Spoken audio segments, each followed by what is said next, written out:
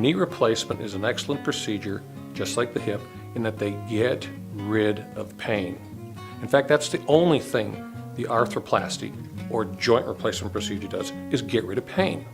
It doesn't make you more functional, it doesn't make you more active, it doesn't allow you to play a sport you haven't played in 30 years. It gets rid of pain. Now, if getting rid of pain allows you to go back to walking a mile a day, or swinging a golf club, or gardening, that's absolutely wonderful. Conversely, the hip replacement, also a wonderful procedure, does the same thing. It gets rid of pain. The classic hip patient says, I have pain in my groin and pain in my thigh, and the hip replacement will get rid of that pain. Orthopedics is a very interesting discipline. Most of the time, the diagnosis in orthopedics is not difficult. It's pretty obvious what's wrong with the patient. What is difficult is tailoring the treatment plan to match that particular problem. The problem that you have in a 10-year-old will not be treated the same way as the problem in a 20-year-old or a 60-year-old or even an 80-year-old.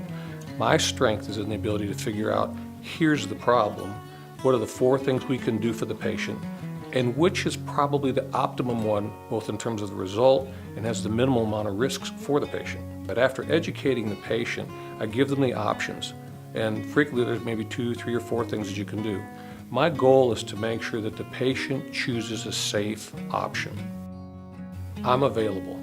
I am committed to taking care of the patients that I am involved with, especially those that I put a surgical incision on. So through our office or through the answering service, they can reach me. I've been practicing here in Chattanooga about 30 years, and I've done approximately 5,500 hip and knee replacements.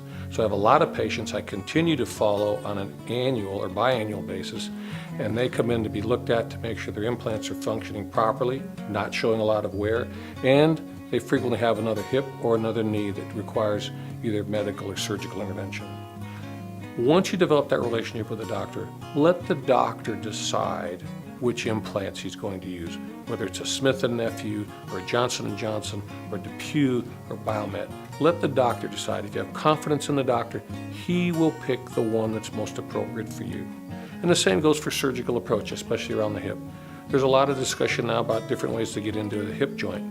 Ask your doctor what approach he prefers and go with the approach that the doctor wants to use, because that will give you the best result.